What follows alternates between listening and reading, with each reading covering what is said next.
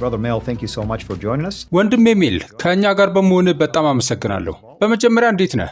I'm doing great. It's great to be back. በጣም ደህና ነኝ። ተመልሶ መምጣት በጣም ደስ ይላል። ለአንተና ለጄም ሰላምታ ይድረሳችሁ። ከሁላችሁም ጋር መሆን በጣም ደስ ይላል። Thank you. So tell me a little bit. አመሰግናለሁ።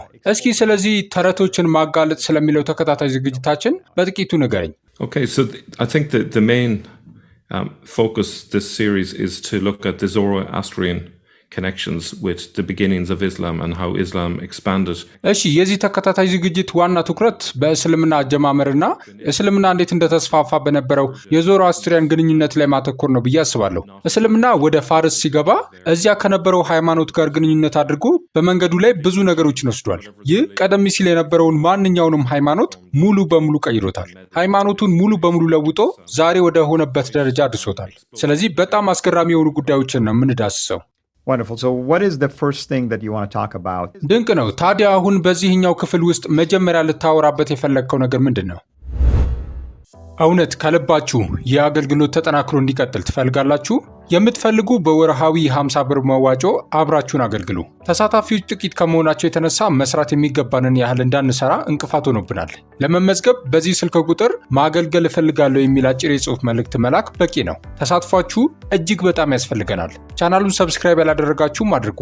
ቪዲዮንም ይጠቅማል ብላችሁ ካመናችሁ ላይክ አድርጉ። ስለ ተሳትፏችሁ እናመሰግናለን። Okay, so in this episode we're going to be looking at the origin of the name Zamzam. እሺ በዚህ ክፍል ውስጥ ዘምዘም የሚለውን ስም አመጣጥ እንመለከታለን። ስለዚህ ይህ ስለ ጉዳዩ ስትሰሙ የመጀመሪያችሁ ይሆናል። ዘምዘምን ከተለያዩ አቅጣጫዎች ስንመረምር ቆይተናል። ለሚቀጥሉት ነጥቦች እንደ መመሪያ እንዲሆነኝ ከኦሪት ዘዳግም ምዕራፍ 6 ቁጥር 14 ያለውን ጥቅስ መጥቀስ እፈልጋለሁ። በዙሪያችሁ ካሉት አሕዛብ አማልክት ሌሎችን አማልክት አትከተሉ ይላል። እንግዲህ የምናየው ነገር እስልምና ብዙ አማልክት ካሉት ሃይማኖት አንዳንድ ገጽታዎችን መውሰዱን ነው። ከክርስትና አንጻር አንድ አምላክ ብቻ ነው ያለው። ስለዚህ ማንኛውም ሌሎች አማልክት በእውነቱ የሐሰት አማልክት ወይም ምናልባትም አጋንንት ናቸው። እኔም የምነሳው ከዚህ በመነሳት ነው። የተለመደው የእስልምና ትረካ ስለ ዘምዘም ጉድጓድ አመጣጥ የሚሰጠው አንድ ታሪክ አለ። በዝርዝር አልገባበትም። ነገር ግን አጋርና ሕፃን ልጇ ውሃ ፍለጋ ወዲህና ወዲያ ሲሮጡ የሚያሳይ የታወቀ ታሪክ ነው። ከዚያም በተአምራዊ ሁኔታ በፊቷ ምንጭ ይፈልቅላታል። ከዚያም እሷ ዙሚ ዙሚ አለች ይባላል። ይህም ማለት መፍሰስህን አቁም ማለት እንደሆነ ይታሰባል። የዘምዘም ስም የመጣው ከዚህ ነው ይባላል። ይህ ታሪክ ግን በርካታ ችግሮች አሉት። መጽሐፍ ቅዱስ እነሱ የተላኩት ከቤርሳቤህ እንጂ ከመካ እንዳልሆነ ይናገራል። የኦሪት ዘፍጥረት ምዕራፍ 21 ቁጥር 14ን ማየት ትችላላችሁ። ስለዚህ ይህ የመጀመሪያው ትልቅ ችግር ነው። ሁለተኛው ደግሞ ዙሚ ዙሚ መፍሰስህን አቁም ከሚለው የመጣ ነው የሚለው ማብራሪያ ምንም ትርጉም አይሰጥም። የተጠማ ሰው ምንጭ መፍሰሱን እንዲያቆም ለምን ይጠይቃል? ይህ ለእኔ ምንም ትርጉም አይሰጥም።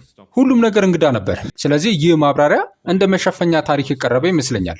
ከውሃ ጋር ስለሚገናኝ ብቻ እንዲስማማ ተደርጎ የተዘጋጀ ነው። ነገር ግን እውነተኛው አመጣጥ ይህ ነው ብዬ አላስብም። ይህ የዘምዘም ስም እንዲህ ነው የመጣው ተብሎ የሚታሰቡ ብቻ ነው። እኔ የምመረምረው ግን እውነተኛ የስሙ አመጣጥ በቀጥታ ከብዙ አማልክት አምልኮና ከአጋንንት ጋር የተገናኘ መሆኑ ነው። መዝሙረ ዳዊት ምዕራፍ 96 ቁጥር 5 የአሕዛብ አማልክት ሁሉ አጋንንት ናቸው፣ እግዚአብሔር ግን ሰማያትን ሰራ ይላል።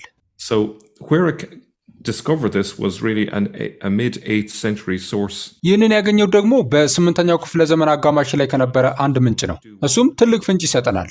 ዱዋን የተባለ የቻይና የጦር መኮንን የነበረ የቻይና ምንጭ ነው። አባሲዶች ስልጣን ሊይዙ አካባቢ በ751 ዓ.ም የጦር እስረኛ ሆኖ ነበር። በታያያ ወይም ዲሽ እና በታንግ ጦር መካከል በተደረገው የታላስ ጦርነት ተሳትፎ ነበር። ሆኖም እንደ ጦር እስረኛ በጣም ጥሩ አያያዝ ይደረግለት ነበር። ወደ ቻይና ተመልሶ ልምዶቹን ከመጻፉ በፊት 11 ዓመታትን በሌቫንት ወይም በመካከለኛ ምስራቅና በምስራቅ አፍሪካ ሲዘዋወር አሳልፏል። ስለዚህ እሱ የዓይን እማኝ በመሆኑ በጣም ይጠቅማል።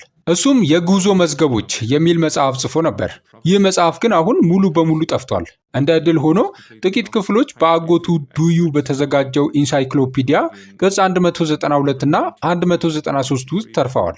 እንዲህ ይላል። ሞሪን ስለሚባል ቦታ ይጽፋል። ይህ ቦታ በምስራቅ አፍሪካ እንደሚገኝ ይታመናል። ወደ ውስጥ ካሉ አገሮች ከተሻገሩ በኋላ ብዙ እምነቶች ወይም ሃይማኖቶች የተሰበሰቡበት ተራራማ አገር አለ። እዚያ 3 እምነቶች አሉ ይላል። እነሱም ዲሽ ወይም እስልምና፣ ፉሊን ወይም ክርስትና እና ዚምዚም ናቸው። ዚምዚሞች የቅርብ ዘመድ ጋብቻን ይፈጽማሉ። በዚህም ረገድ ከባርባሪያን ሁሉ የከፉ ናቸው። ስለዚህ ከእነዚህ መካከል አንዳንዶቹን መገመት ትችሉ ይሆናል። ዲሽ የተባሉት ታያያ ወይም አረቦች ናቸው። ይህም የሚያመለክተው የመጀመሪያውን እስልምና ነው። ፉሊን የሚያመለክተው ምስራቅ ሮማውያንን ማለትም ክርስትናን ነው። ዚምዚም የሚያመለክተው ደግሞ ዞሮ አስትሪያኒዝምን ነው። በ6ኛው ክፍለ ዘመን መገባደጃና በ7ኛው ክፍለ ዘመን መጀመሪያ ላይ ፋሪሳውያን የመንን ተቆጣጥረው ነበር። ስለዚህ ከየመን ጋር በነበረው የጠበቀ ግንኙነት የተነሳ ዞሮ አስትሪያኒዝም ወደ ምስራቅ አፍሪካ ተስፋፋ። ስለዚህ በዚምዚም እና በዘምዘም መካከል ያለውን መመሳሰል አስቀድማችሁ አይታችሁ ሊሆን ይችላል። ነገር ግን ከዚህም ይበልጣል። በተለየ ሁኔታ ዚምዚም የሚያመለክተው የፋርስ ዞሮ አስትሪያኖችን ሲሆን በሰፋው ግንዛቤ ደግሞ በአጠቃላይ አረማውያንን ያመለክታል። ታዲያ የእስልምና ሊቃውንት በዚህ ይስማማሉ? በዚምዚም እና በዞሮ አስትሪያኒዝም መካከል ግንኙነት እንዳለ ያምናሉ? የጥንት የእስልምና ምንጮች ዘምዘማ እና ዘማዚማ የሚሉትን የአረብኛ ቃላት የዞሮ አስትሪያኒዝምን ሃይማኖታዊ ስርዓቶችና የዞሮ አስትሪያን አማኞችን ለማመልከት ይጠቀሙባቸው ነበር። እነዚህ ቃላት ድምፅን አስመስለው የተሰጡ ስያሜዎች ናቸው። ስለዚህ ቃላቱ የመነጩት አረቦች የዞሮ አስትሪያን ካህናት ወይም ማጂ ጸሎቶቻቸውንና መጽሐፍቶቻቸውን ሲያነቡ ከሚያሰሙት ግልጽ ያልሆነ የጉምጉምታ ድምፅ ነው ብለው ከሚያስቡት ነገር ነው። ስለዚህ ቃሉ የመጣው ከዚያ ነው። እዚህ ላይ ዘምዘማ የሚለው የሩቅ ነጎድጓድ የሚያሰማውን የተምታታ ድምፅ የሚያመለክት ሲሆን በጥንታዊ የእስልምና ታሪክ ምንጮች ውስጥ ግን በስፋት ጥቅም ላይ ውሏል። ይህ የሚያመለክተው የዞሮ አስትሪያን ካህናት ሃይማኖታዊ ጸሎቶቻቸውንና መጽሐፍቶቻቸውን ሲያነቡና ሲያዜሙ ለአረቦች ጆሮ ግልጽ ያልሆነ የጉምጉምታ ድምፅ ስለሚፈጥርባቸው ነው። ስለ አጠበሪ የተሰጠ ማጣቀሻም አለ። እሱ የዞሮ አስትሪያን ካህናት የሚያሰሙትን ዘምዘማ ይጠቅሳል። እርሱ ሙዘምዚን የሚለውን ቃል የዞሮ አስትሪያኒዝምን ተከታዮችን ለማመልከት፣ ዘምዘማ የሚለውን ለዞሮ አስትሪያን ሃይማኖታዊ ስርዓቶችና ዘማዚማ የሚለውን ደግሞ በአጠቃላይ ለዞሮ አስትሪያን ካህናት ይጠቀማል። ስለዚህ የዘምዘም ቃል ከየት እንደመጣ በጣም ግልጽ ነው። ይህ ዞሮ አስትሪያኒዝም የሚያመለክተው ነው። አጠበሪም ራሱ ይህንኑ ሲናገር እናገኛለን። ማጣቀሻዎቹ እነዚህ ናቸው። የአጠበሪ ቅጽ 5 አለን።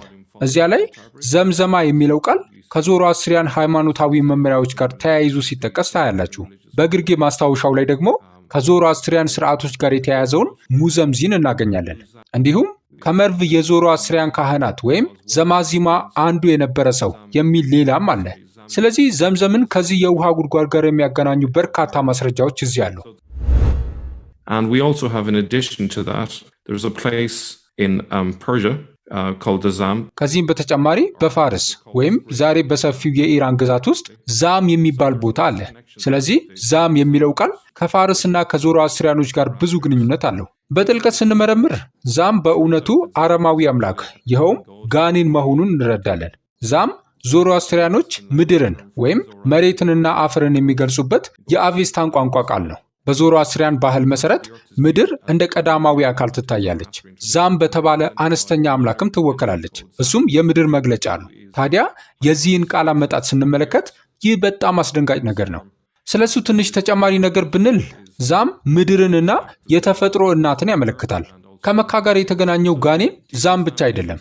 የደማስቆው ቅዱስ ዮሐንስ እንዳለው በካዕባ ላይ ያለው ጥቁር ድንጋይ ከሌላ ጋኔን ይኸውም ከአፍሮዳይት ጋር የተያያዘ ነው። እነዚህ ቀደም ሲል ዘማውያን ነበሩ። የንጋት ኮከብና በቋንቋቸው ከባር ብለው የሚጠሯትን ይህም ታላቅ ማለት ነው አፍሮዳይትን ያመልኩ ነበር። እስከ ሄራክለስ ዘመንም ድረስ በጣም ታላላቅ ዘማውያን ነበሩ። ይህ የሚያወሩለት ድንጋይ ያመልኳት የነበረችውና ከባር ብለው ይጠሯት የነበረችው የአፍሮዳይት ራስ ነው። ለጥንቃቄ ታዛቢዎች እስከ ዛሬም ድረስ የቅርጻ ቅርጽ ምልክቶች በላዩ ላይ ይታያሉ። በእርግጥ አሁን እዚያ ያለው ነገር ሁሉ ተሰባብሯል። ምናልባትም ለዚያ ተብሎ የተሰበረ ሊሆን ይችላል። ያም ሆነ ይህ አፍሮዳይት ከቬነስ ጋር አንድ ናት። ሉሲፈር ወይም የንጋት ኮከብም ትባላለች። ይህ ደግሞ ከመካ ጋር ያለው ሌላው በጣም አስቸጋሪ ግንኙነት ነው። ሙስሊሞች ድንጋዩ መጀመሪያ ላይ ንጹሕና አንጸባራቂ ነጭ እንደነበረ ነገር ግን በኃጢአት ምክንያት ወደ ጥቁርነት እንደተለወጠ ያምናሉ። ይህም ስለ ሉሲፈር ከሚናገረው ታሪክ ጋር ተመሳሳይ ነው። የደማስቆው ቅዱስ ዮሐንስም እንዲህ ይላል፣ ታዲያ በካዕባችሁ ላይ ባለው ድንጋይ ላይ ራሳችሁን የምታሹት የምትስሙትና የምታቅፉት ለምንድን ነው? አንዳንዶቻቸው አብርሃም ከሱ ላይ አጋርን ተገናኝቷል ይላሉ። ሌሎች ደግሞ ይስሐቅን ሊሰዋ ሲሄድ ግመሉን እዚያ ላይ አስሮ ነበር ይላሉ። So I would note here that the story attempts to cover up its inherent paganism. እዚያ ላይ ያለው ታሪኩ በውስጡ ያለውን አረማዊነት ለመሸፈን እንደሚሞክር ልብ እንድትሉ ፈልጋለሁ። ወደ መጨረሻው ነጥብ ከመሄዴ በፊት ሁለታችሁ ማስተያየት መስጠት ትፈልጋላችሁ? No, I mean, it's making sense to me. አይ ለእኔ ይህ ትርጉም እየሰጠኝ ነው። ጄይ አስተያየት መስጠት ትፈልጋለህ? No, this is fascinating because you're now starting to... አይ ይህ በጣም የሚያስገርም ነው፣ ምክንያቱም አሁን የጥቁር ድንጋዩን መንገድ ከዘምዘም ጉድጓድ ጋር እያገናኘው ነው። እኔም ይህ ወዴት እንደሚያመራ ማየት እፈልጋለሁ፣ ምክንያቱም እኔ በግሌ የምፈልገው ጉዳይ ነው። ስለዚህ ጉዳይ መረጃ ነበረን፣ ስለ ዘምዘም ጉድጓድም አውርተናል። እኔና አንተ ከ8ኛው ክፍለ ዘመን በፊትና በኋላ የነበረውን አመጣጡን አይተናል። አሁን ደግሞ ከቻይናና ከቀድሞዎቹ የዞሮአስትሪያን ምንጮች የሚወጡ መረጃዎችን ወደ ሌላኛው አቅጣጫ እየወሰድክ ነው። እነዚህን ቅርሶችና ድንጋዮች በምናጋለጥበት ጊዜ የታሪክ መዝገቦቹን ስለምናይ ይህ በጣም ድንቅ ነገር ነው። And Mel, ሜል ይህንን ለማጠቃለል ከ1 ደቂቃ ተኩል እስከ 2 ደቂቃ አለን። Okay. So Islam at least acknowledges that the Jamarat... እሺ ቢያንስ እስልምና ጀመራት ወይም አምዶቹ ሰይጣንን እንደሚወክሉ ይቀበላል። ይህ ትልቅ ሚስጥር አይደለም። ታሪኩ እንደሚለው ይህ የአብርሃምን ሐጅ እንደገና የሚወክል ነው። ሰይጣንን የሚወክሉትን 3 አምዶች ድንጋይ በመወርወር የአላህን ፈቃድ ለመጣስ የሚመጣን የሰይጣን ፈተና ለመቃወም የሚደረግ ምልክት ነው። አረቦች ድንጋይ ያመልካሉ። ስለዚህ ለሰይጣን ድንጋይ መስጠት፣ በተለይም ሌሎች ሁኔታዎችንና ሰፊውን አውድ ስናስብ ለሰይጣን መባ የማቅረብ ድብቅ የኖስቲክ ትርጉም ሊኖረው ይችላል። ድንጋይ መወርወር ደግሞ ይበልጥ በጋለ ስሜት የሚቀርብ መባ ነው። ስለዚህ ሰይጣንን የሚወክል ምልክት በተቀደሰ ቦታ ላይ ማስቀመጥ ያን ያህል ጥሩ ሐሳብ ላይሆን ይችላል። ድንጋይ የመወርወር ተግባር አሻሚ ሲሆን ምናልባትም ከዚያ የከፋ ድብቅ ትርጉም ሊኖረው ይችላል። በግልጽ እንደሚታየው ሰይጣንን የሚወክል አምድ ማቆም ለጣዖት አምልኮ የተሰጠ ትክክለኛ ትርጉም ነው። So in summary, I would say that the Zamzam well is linked to the Zoroastrian demon Zam. ለማጠቃለል ያህል የዘምዘም ጉድጓድ ዛም ከተባለው የዞሮአስትሪያን ጋር የተያያዘ ነው። ጥቁሩ ድንጋይ አፍሮዳይትን ወይም ሉሲፈርን ይወክላል።